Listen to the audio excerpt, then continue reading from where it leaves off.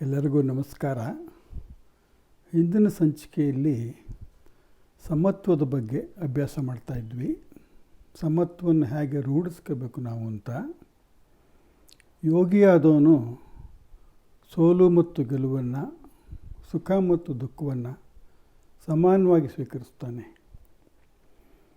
ಸೋಲಿನಲ್ಲಿ ಗೆಲುವಿನ ಬೀಜವನ್ನು ನಾವು ನೋಡಬೇಕು. ಅದು ನಮಗೆ ಸೋಲಿನಿಂದ ಹತಾಶರಾಗದೇ ಇರೋ ಥರ ಮತ್ತು ಪ್ರಯತ್ನವನ್ನು ಮುಂದುವರಿಸಲಿಕ್ಕೆ ಒಂದು ಪ್ರೇರಣೆ ಕೊಡುತ್ತೆ. ಮತ್ತು ಗೆಲುವಿನಲ್ಲಿ ಸೋಲಿನ ಬೀಜ ನೋಡಿದ್ರೆ ಅದು ನಮಗೆ ಎಚ್ಚರಿಕೆಯ ಗಂಟೆ ಆಗುತ್ತೆ. ಆ ಗೆಲುವಿನ ಮದ ನಮ್ಮ ತಲೆಗೆ ಹೋಗದೇ ಇರೋ ರೀತಿ ನಮಗನ್ನು ನಿಯಂತ್ರಣದಲ್ಲಿ ಇಟ್ಕೊಳ್ಳುತ್ತೆ ಆ ಒಂದು ಸೋಲಿನ ಬೀಜ. ಹಾಗೆ ಸುಖ ಮತ್ತು ದುಃಖವನ್ನು ಕೂಡ ನಾವು ಜೊತೆಯಲ್ಲೇ ಅನುಭವಿಸಬೇಕು. ಸುಖದ ದಿನಗಳಲ್ಲಿ ಕಷ್ಟವನ್ನು ಜ್ಞಾಪಿಸ್ಕೊಳ್ಬೇಕು, ಕಷ್ಟದ ದಿನಗಳಲ್ಲಿ ಸುಖವನ್ನು ಜ್ಞಾಪಿಸ್ಕೊಳ್ಬೇಕು. ಬೇಸಿಗೆಯಲ್ಲಿ ಬಿಸಿನೀರಿಗೆ ತಣ್ಣೀರು ಮಿಕ್ಸ್ ಮಾಡ್ಕೊಂಡಾಗೆ, ಚಳಿಗಾಲದಲ್ಲಿ ತಣ್ಣೀರಿಗೆ ಬಿಸಿನೀರು ಮಿಕ್ಸ್ ಮಾಡ್ಕೊಂಡಾಗೆ, ಬಿಸಿ ಬಿಸಿಯ ನೀರಿಂಗೆ ಹಿಮಗಿರಿಯ ತಣ್ಣೀರ, ಹಸಿಯ ತಣ್ಣೀರಂಗೆ ಬಿಸಿಯ ಸೇರಿಸುತ್ತೆ, ಹಸನು ತೀಶೋ ಶೀತೋಷ್ಣದಿಂದ ಒಡಲ ಮಜ್ಜನಗೈವ, ಕುಶಲತೆಯ ಸಮನ್ವಯವೋ ಮರಳ ಮುನಿಯ ಅಂತ ಅಭ್ಯಾಸ ಮಾಡಿದ್ವಿ. ಇವತ್ತಿನ ಸಂಚಿಕೆಯಲ್ಲಿ ಮೋಕ್ಷ ಅಂದರೆ ಏನು, ಅದನ್ನು ಪಡ್ಕೊಳ್ಳಲಿಕ್ಕೆ ಕರ್ಮಯೋಗ ಹೇಗೆ ಸಹಾಯ ಮಾಡುತ್ತೆ, ಮತ್ತು ನಮಗೆ ಜೀವನದಲ್ಲಿ ಆಗುವ ನಾನಾ ಕಷ್ಟಗಳಿಗೆ, ತೊಂದರೆಗಳಿಗೆ ಕಾರಣಗಳು ಏನು, ಮತ್ತು ಆ ಕಾರಣಗಳನ್ನು ನಿವಾರಣೆ ಮಾಡ್ಕೊಳ್ಳಿಕ್ಕೆ ಭಗವದ್ಗೀತೆ ಹೇಗೆ ಸಹಾಯ ಮಾಡುತ್ತೆ, ಇದ್ರ ಬಗ್ಗೆ ಅಭ್ಯಾಸ ಮಾಡೋಣ. ಮೋಕ್ಷ ಅಂದ್ರೇನು? ಮನುಷ್ಯ ಈ ಭೂಮಿ ಮೇಲೆ ಹುಟ್ಟುತ್ತಾನೆ. ಬಾಲ್ಯ, ಯೌವನ, ವೃದ್ಧಾಪ್ಯ ಈ ಹಂತಗಳನ್ನು ಮುಗಿಸಿ ಅವನ ಜೀವನ ಕೊನೆಗೊಳ್ಳುತ್ತೆ. ಹೊರಡ್ತಾನೆ ಪ್ರಪಂಚದಿಂದ, ಮತ್ತೆ ಹುಟ್ಟುತ್ತಾನೆ. ಹುಟ್ಟು ಸಾವು, ಹುಟ್ಟು ಸಾವು, ಪುನರಪಿ ಜನನಂ ಪುನರಪಿ ಮರಣಂ ಪುನರಪಿ ಜನನೀ ಜಠರೇ ಶಯನಂ ಅಂತ ಭಗವದ್ಗೀತೆ ಇದರಲ್ಲಿ ಭಜಗೋವಿಂದಲ್ಲಿ ಆ ಶಂಕರಾಚಾರ್ಯರು ಹೇಳಿದಾರಲ್ಲ. ಈ ಜನನ ಮತ್ತು ಮರಣದ ಚಕ್ರದಲ್ಲಿ ಸಿಕ್ಕಾಕೊಂಡ್ಬಿಟ್ಟಿದ್ದಾನೆ ಅವನು. ಈ ಚಕ್ರದಿಂದ ಬಿಡಿಸ್ಕೊಂಡು ಹೋಗಿ ದೇವರನ್ನು ಸೇರ್ಕೊಳ್ಳೋದು, ಅದು ಮೋಕ್ಷ ಅಂತ. ದೇವರನ್ನು ಸೇರ್ಕೊಂಡ್ಮೇಲೆ ಅವನು ತಿರ್ಗಾ ಈ ಪ್ರಪಂಚಕ್ಕೆ ಬರಬೇಕಾಗಿಲ್ಲ. ಈ ಪ್ರಪಂಚದ ಜೀವನದಿಂದ ಶಾಶ್ವತನಾಗಿ ಅವನು ಮುಕ್ತನಾಗ್ತಾನೆ, ಜೀವನ್ಮುಕ್ತನಾಗ್ತಾನೆ. ಅದು ಮೋಕ್ಷ ಅಂತ.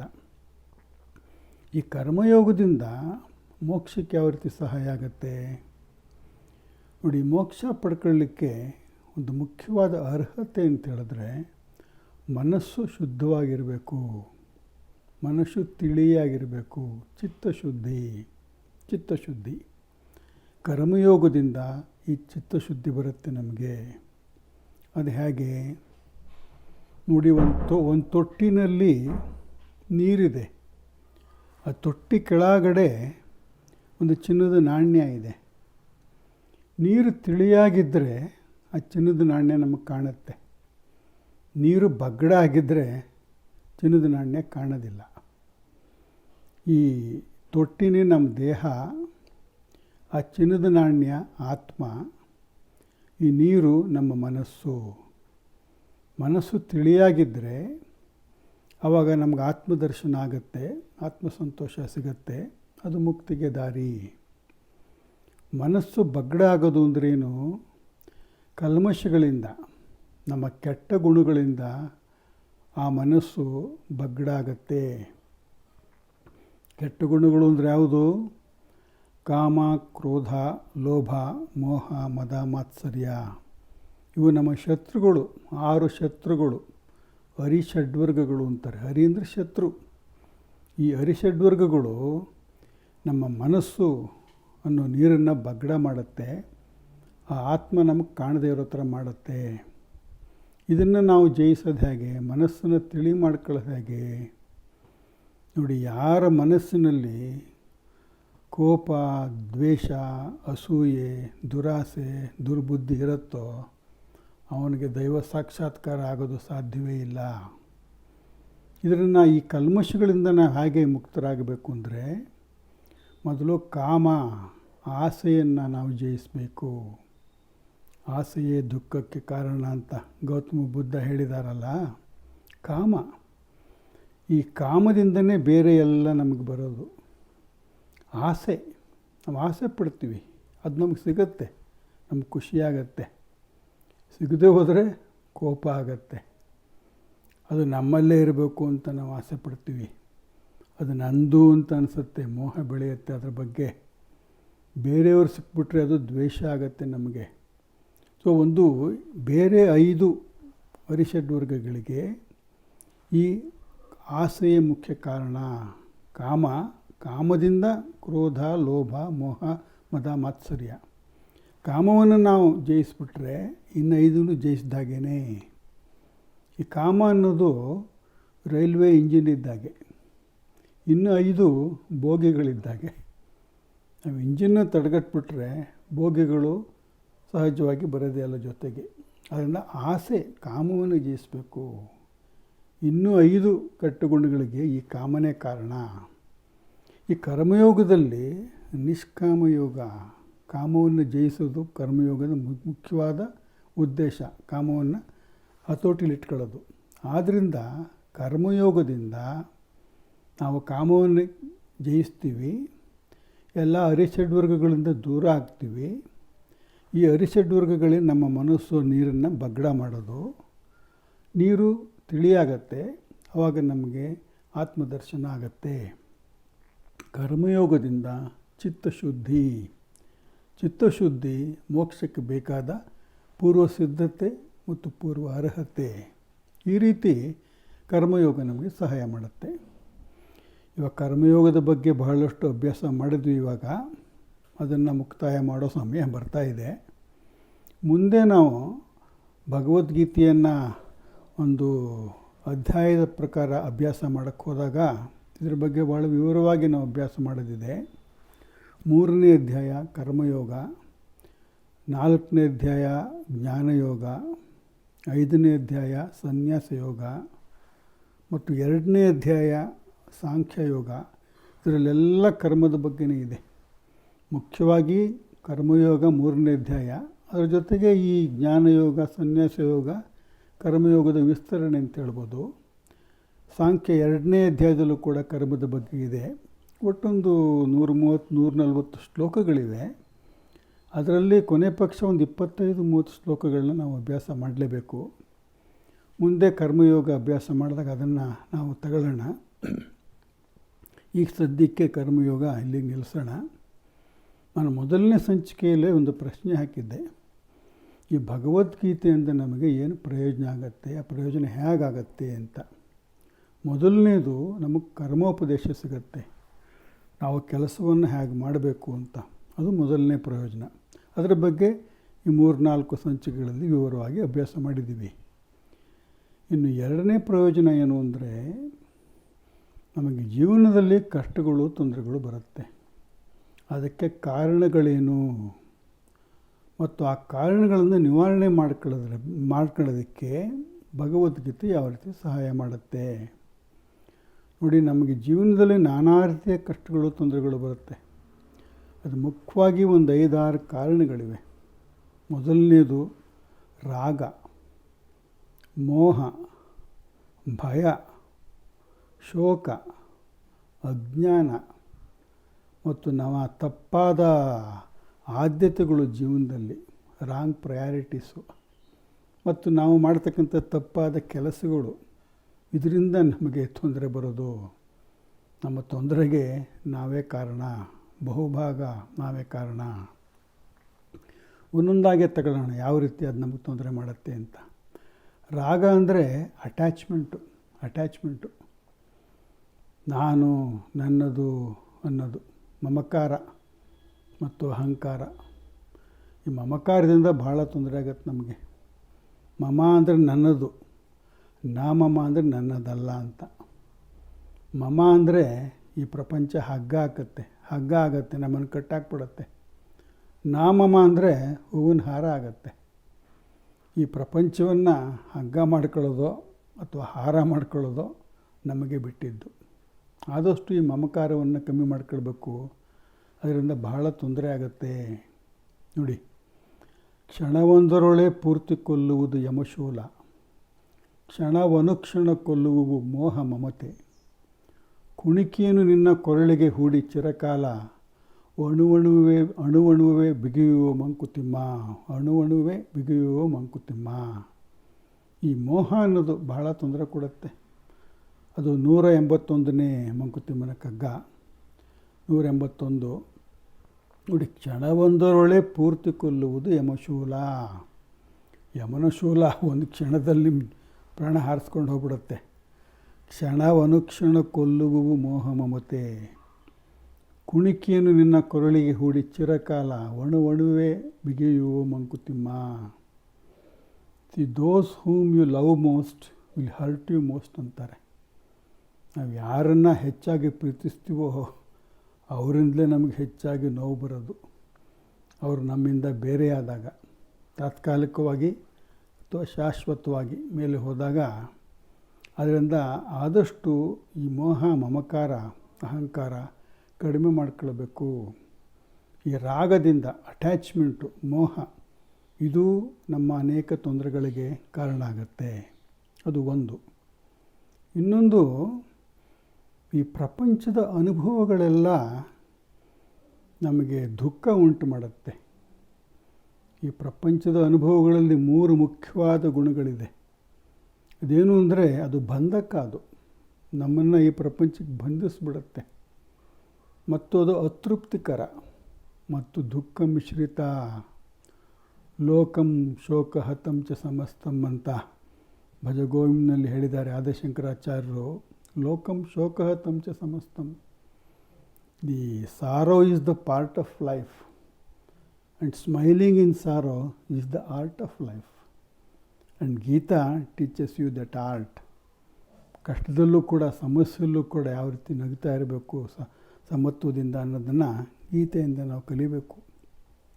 ಮತ್ತು ನಮ್ಮ ಎಲ್ಲ ತೊಂದರೆಗಳಿಗೂ ಇನ್ನೊಂದು ಮುಖ್ಯವಾದ ಕಾರಣ ಅಂದರೆ ನಮ್ಮ ಅಜ್ಞಾನ, ಅವಿದ್ಯೆ. ಅಜ್ಞಾನದ್ರೇನು? ನಾನು ಅಂದರೆ ಏನು ಅಂತ ಸರಿಯಾಗಿ ತಿಳ್ಕೊಳ್ಳದೇ ಇರೋ ಅಜ್ಞಾನ. ನಾನು ಅಂದರೆ ಆತ್ಮ, ದೇಹ ನಾನಲ್ಲ. ದೇಹನ ನಾನು ಅಂದ್ಕೊಂಡ್ಬಿಡ್ತೀವಿ. ನಮ್ಮ ಬಗ್ಗೆ ನಮಗಿರೋ ಅಜ್ಞಾನ ಒಂದು. ಇನ್ನೊಂದು, ಈ ಪ್ರಪಂಚದ ಬಗ್ಗೆ ನಮಗಿರೋ ಅಜ್ಞಾನ. ಪ್ರಪಂಚಕ್ಕೆ ನಾವು ಎಷ್ಟು ಬೆಲೆ ಕೊಡಬೇಕು ಅಷ್ಟು ಕೊಡಬೇಕು. ಪ್ರಪಂಚ ನಿಕೃಷ್ಟ, ಪಾರಮಾರ್ಥಿಕ ಉತ್ಕೃಷ್ಟ. ಈ ಪ್ರಪಂಚಕ್ಕೆ ಹೆಚ್ಚು ಬೆಲೆ ಕೊಟ್ಬಿಡ್ತೀವಿ ನಾವು. ಈ ನಶ್ವರವನ್ನೇ ಶಾಶ್ವತ ಅಂದ್ಕೊಂಡ್ಬಿಡ್ತೀವಿ. ಸುಳ್ಳನ್ನೇ ನಿಜ ಅಂದ್ಕೊಂಡ್ಬಿಡ್ತೀವಿ ನಾವು. ಅತಿಯಾಗಿ ಬೆಲೆ ಕೊಟ್ಬಿಡ್ತೀವಿ ನಾವು.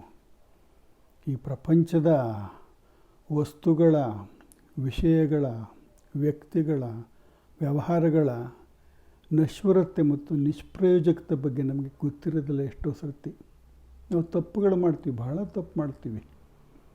ನಾವು ವಸ್ತುಗಳನ್ನು ಉಪಯೋಗಿಸ್ಕೋಬೇಕು, ವ್ಯಕ್ತಿಗಳನ್ನು ಪ್ರೀತಿಸಬೇಕು. ನಾವು ವಸ್ತುಗಳನ್ನು ಪ್ರೀತಿಸ್ತೀವಿ, ವ್ಯಕ್ತಿಗಳನ್ನು ಉಪಯೋಗಿಸ್ತೀವಿ. Valuables are becoming more important than values. ಅದು ನಾವು ಮಾಡೋ ತಪ್ಪು. ಮತ್ತು don't take life seriously. After all we are temporary visitors in this world. ಯಾತ್ರಿಕರು ನಾವು, ದಿವ್ಯಕ್ಷೇತ್ರ ವಿ ಲೋಕ ಅಂತ ಡಿ ವಿ ಜಿಯವರು ಹೇಳಿದ್ದಾರೆ. So don't take life seriously. ತೋಡದಿರು ಬಾಳ್ವೆ ಆಳವನು, ಮೇಲ್ಮೇಲೆ ನೀನು ಓಡಾಡು ಹೊಗರದಿಂ ಮಂಕುತಿಮ್ಮ ಅಂತ ಹೇಳ್ತಾರೆ. ಮೇಲ್ಮೇಲೆ ಓಡಾಡ್ಕೊಂಡಿರ್ಬೇಕು. ಅದು ಪ್ರಪಂಚದ ಬಗ್ಗೆ ನಾವು ಭಾಳಷ್ಟು ತಪ್ಪು ಮಾಡ್ತೀವಿ ನಾವು. ಮತ್ತು ನಾವು ಎಷ್ಟೋ ಮಾಡೋ ಒಂದು ತಪ್ಪಾದ ಆದ್ಯತೆಗಳು, 1 2 3 4, ನಾವು 4 3 2 1 ಮಾಡ್ಕೊಂಬಿಡ್ತೀವಿ. ನಮ್ಮ ಸರಿಯಾದ ಆದ್ಯತೆ ಅಂದ್ರೇನು? ಮೊದಲು ನಾವು ಆರೋಗ್ಯವಾಗಿರಬೇಕು, ಆರೋಗ್ಯ. 2ನೇದು ಸಂತೋಷವಾಗಿರಬೇಕು. 3ನೇದು ನಮ್ಮ ಸಂಬಂಧಗಳು, ನಮ್ಮ ಸಂಸಾರದಲ್ಲಿ, ನೆರೆಹೊರೆಯರಲ್ಲಿ, ಸಹೋದ್ಯೋಗಿಗಳಲ್ಲಿ, ಸಹಪಾಠಿಗಳಲ್ಲಿ, ಸಹ ಪ್ರಯಾಣಿಕರಲ್ಲಿ ನಮ್ಮ ಸಂಬಂಧಗಳು ಚೆನ್ನಾಗಿರಬೇಕು, ಪ್ರೀತಿ ವಿಶ್ವಾಸದಿಂದ. ಆಮೇಲೆ 4ನೇದು ಯಾವುದು? ಹಣ ಮಾಡೋದು, ಪದವಿ, ಪ್ರತಿಷ್ಠೆ, ವಿದ್ಯಾರ್ಜನೆ, ಹುದ್ದೆ, ಅವೆಲ್ಲ 4ನೇದು. ಈಗ 4ನೇದೇ ಒಂದೊಂದು ಮಾಡ್ಕೊಂಡ್ಬಿಟ್ಟಿದ್ದಾರೆ. ಆರೋಗ್ಯ ಹೋದರೂ ಪರವಾಗಿಲ್ಲ, ಸಂತೋಷ ಹೋದರೂ ಪರವಾಗಿಲ್ಲ, ಸಂಬಂಧಗಳು ಹಾಳಾದರೂ ಪರವಾಗಿಲ್ಲ, ದುಡ್ಡು ಮಾಡಬೇಕು, ಕಾರು ಬಂಗ್ಲೆ ಆಸ್ತಿ ಪಾಸ್ತಿ ಪದವಿ ಪ್ರಶಸ್ತಿ ಇದೇ ಗಳಿಸ್ಬೇಕು ಅಂತ ನಮ್ಮ ತಪ್ಪಾದ ಆದ್ಯತೆಗಳಿಂದ ನಾವೇ ತೊಂದರೆ ಉಂಟು ಮಾಡ್ಕೊಳ್ತೀವಿ. ಮತ್ತು ನಾವು ಮಾಡಬಾರ್ದಂಥ ಕೆಲಸಗಳನ್ನ ಮಾಡೋಕ್ಕೆ ಹೋಗ್ತೀವಿ. ತಪ್ಪಾದ ಕೆಲಸಗಳನ್ನ ಸತ್ಕರ್ಮ ಮಾಡಬೇಕು, ದುಷ್ಕರ್ಮ ಮಾಡಬಾರ್ದು. ನಾವು ಎಷ್ಟೋ ಸರ್ತಿ ಸರಿಯಾದ ನಿಯಮ ಉಲ್ಲಂಘಿಸಿ, ಸರಿಯಾದ ಕರ್ಮಯೋಗ ಅಂದ್ರೇನು, ಸರಿಯಾದ ಕೆಲಸವನ್ನು ಸರಿಯಾದ ಮನೋಭಾವದಿಂದ ಸರಿಯಾದ ಉದ್ದೇಶಕ್ಕೋಸ್ಕರ ಮಾಡೋದು. ನಾವು ಆ ರೀತಿ ಮಾಡೋದಿಲ್ಲ. ಸೊ ನಮ್ಮ ತಪ್ಪಾದ ಮತ್ತು ಲೌಕಿಕಕ್ಕೆ ನಾವು ಜಾಸ್ತಿ ಬೆಲೆ ಕೊಟ್ಬಿಡ್ತೀವಿ, ಪಾರಮಾರ್ಥಿಕವನ್ನು ಕಡೆಗಣಿಸ್ಬಿಡ್ತೀವಿ. ಅದು ಬಹಳ ಬಹಳ ಮುಖ್ಯ ನೋಡಿ. ದೃಷ್ಟಲೋಕದ ಬೆಳಗು ಅದೃಷ್ಟವನ್ನು ಮರೆಸಿದರೆ ಸ್ವಸ್ತಿ ಲೋಕಕ್ಕೆಲ್ಲ ಮಂಕುತಿಮ್ಮ ಅಂತಾರೆ. ಈ ಪ್ರಪಂಚ ದೃಷ್ಟ ನಮಗೆ ಕಾಣುತ್ತೆ, ಸುಲಭವಾಗಿ ಕಾಣುತ್ತೆ, ಕಣ್ಣು ಬಿಟ್ಟ ತಕ್ಷಣ ಕಾಣುತ್ತೆ ಪ್ರಪಂಚ. ಅದರಲ್ಲೊಂದು ಬೆಳಗು ಇದೆ, ಅಟ್ರ್ಯಾಕ್ಷನ್ ಇದೆ. ಸೊ ಈ ಪ್ರಪಂಚದ ಬೆಳಗಿಗೆ ನಾವು ಆಕರ್ಷಿತರಾಗಿ ಒಳಗಿರ್ತಕ್ಕಂಥ ಆತ್ಮವನ್ನು ನಾವು ಕಡೆಗಣಿಸ್ಬಿಡ್ತೀವಿ. ಅದು ಮಾಡಬಾರ್ದು. ಆತ್ಮ ಅದೃಷ್ಟ, ಆತ್ಮಕ್ಕೆ ಅಟ್ರ್ಯಾಕ್ಷನ್ ಇಲ್ಲ, ಸುಮ್ಮನೆ ಇರುತ್ತೆ ಅದು. ಈ ಲೌಕಿಕದ ಆಕರ್ಷಣೆಯಿಂದ ಬಿಡಿಸ್ಕೊಂಡು ನಾವು ಆತ್ಮದ ಕಡೆ ಹೋಗಬೇಕು. ಸ್ವಲ್ಪ ಕಷ್ಟದ ಕೆಲಸ ಮಾಡಬೇಕಾಗತ್ತೆ ಶಾಶ್ವತವಾದ ಸುಖ ಬೇಕು ಅಂದರೆ. ನೋಡಿ, ದೃಷ್ಟಲೋಕದ ಬೆಳಗು ಅದೃಷ್ಟವನ್ನು ಮರೆಸಿದರೆ, ಈ ಪ್ರಪಂಚದ ಆಕರ್ಷಣೆ ಈ ಆತ್ಮವನ್ನು ಮರೆಸಬಾರ್ದು.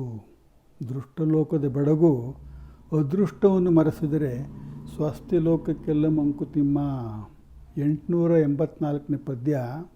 ವಸ್ತು ವಿಜ್ಞಾನದಿಂ, ಇದು ಪ್ರಪಂಚದಲ್ಲಿ ಸಮೃದ್ಧಿ, ಜೀವನ ಸಮೃದ್ಧಿ. ವಸ್ತು ವಿಜ್ಞಾನದಿಂ ಜೀವನ ಸಮೃದ್ಧಿ ಮಿಗ ವಿಸ್ತರಿಸೆ ಜೀವಾಕ್ಯ ಭಾವ ಜನಮನದೋಳ್. ವಿಶ್ವಾಕ್ಯ ಭಾವ ಇರಬೇಕು ನೋಡಿ, ವಿಶ್ವೈಕ್ಯ ಭಾವ ಜನಮನದೋಳ್.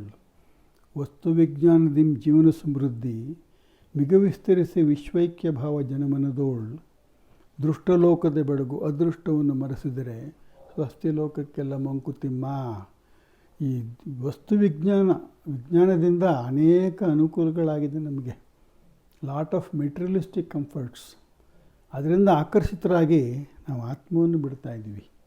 ಸೊ ಅಧ್ಯಾತ್ಮದಲ್ಲಿ ಏನು ಹೇಳೋದು ಇದೆ, ಬಹಿರಂಗದಲ್ಲಿ ದುಃಖ ಇದೆ, ಅಂತರಂಗದಲ್ಲಿ ಸುಖ ಇದೆ. ಬಹಿರಂಗದಿಂದ ಡಿಟ್ಯಾಚ್ ಆಗು, ಅಂತರಂಗಕ್ಕೆ ಅಟ್ಯಾಚ್ ಆಗು. ಆವಾಗ ಜೀವನ ಅದು ಪ್ರೇಯಸ್ಸು, ಇದು ಶ್ರೇಯಸ್ಸು. ಶ್ರೇಯಸ್ಸು ಒಳಗಿನ ಅಂತರ್ಮುಖಿಗಳಾಗಬೇಕು. ನಾವು ಬರೀ ಬಹಿರ್ಮುಖದಲ್ಲೇ ಕಾಲ ಕಳೆದ್ಬಿಡ್ತೀವಿ ನಾವೆಲ್ಲ. ಅದು ಮಾಡಬಾರ್ದು.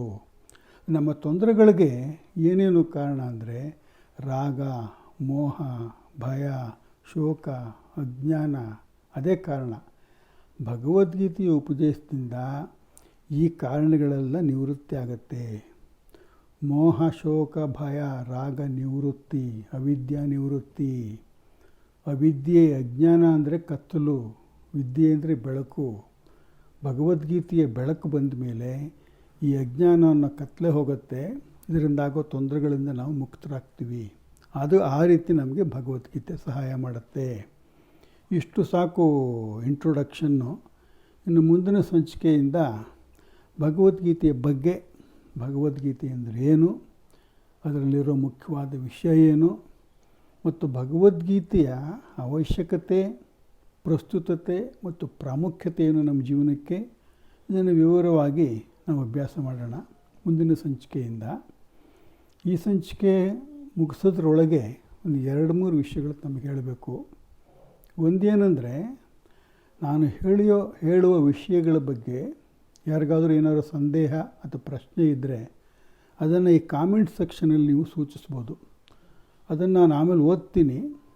ಅದರ ಬಗ್ಗೆ ನನಗೆ ತಿಳಿದಷ್ಟು ಯಥಾಮತಿ ಉತ್ತರವನ್ನು, ಸ್ಪಷ್ಟನೆಯನ್ನು ಕೊಡಲಿಕ್ಕೆ ಪ್ರಯತ್ನ ಪಡ್ತೀನಿ. ಅದು ಒಂದು.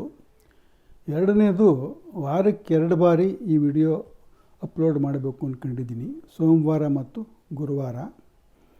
ಮತ್ತು ಮೂರನೇದು, ಸಾಧ್ಯವಾದಷ್ಟು ಇದು ಹೆಚ್ಚು ಜನರಿಗೆ ತಲುಪಬೇಕು. ಭಗವದ್ಗೀತೆಯಿಂದ ಇಡೀ ಪ್ರಪಂಚನೇ ಪ್ರಯೋಜನ ಪಟ್ಕೊಳ್ತಾ ಇದೆ. America, Europe countries, middle eastern, ಮುಸ್ಲಿಂ ರಾಷ್ಟ್ರಗಳು, ನಮ್ಮವ್ರಿಗೆ ಗೊತ್ತಿಲ್ಲ ನಮ್ಮ ಭಗವದ್ಗೀತೆ ಬಗ್ಗೆ. ಅದು ನಮ್ಮ ಆಸ್ತಿ. ಆದರೆ ನಮ್ಮ ಜನಗಳಿಗೆ ಇದರಿಂದ ಅನುಕೂಲ ಆಗಬೇಕು ದಿನನಿತ್ಯ ಜೀವನದಲ್ಲಿ. ಅದಕ್ಕೋಸ್ಕರ ಆದಷ್ಟು ಇದನ್ನು ಸಬ್ಸ್ಕ್ರೈಬ್ ಮಾಡಿ ಮತ್ತು ಶೇರ್ ಮಾಡಿ, ಚಂದಾದಾರರಾಗಿ ಮತ್ತು ನಿಮ್ಮ ಬಂಧು ಮಿತ್ರರೊಂದಿಗೆ ಹಂಚಿಕೊಳ್ಳಿ. ಆದಷ್ಟು ಹೆಚ್ಚು ಹೆಚ್ಚು ಜನಕ್ಕೆ ಇದು ತಲುಪಲಿ ಅನ್ನೋದು ನಮ್ಮಲ್ಲಿ ಸವಿನಯ ಪ್ರಾರ್ಥನೆ. ಮತ್ತು ಅನೇಕರು ನಮ್ಮ ಈ ವಿಡಿಯೋ ನೋಡಿಬಿಟ್ಟು ಅವರು ಮೆಚ್ಚುಗೆ ಮತ್ತು ಪ್ರಶಂಸೆಯನ್ನು ವ್ಯಕ್ತಪಡಿಸಿದ್ದಾರೆ. ಅವರಿಗೆಲ್ಲ ನನ್ನ ಹೃತ್ಪೂರ್ವಕವಾದಂಥ ಧನ್ಯವಾದಗಳು. ಮುಂದಿನ ಸಂಚಿಕೆಯಲ್ಲಿ ಭೇಟಿಯಾಗೋಣ. ನಮಸ್ಕಾರ.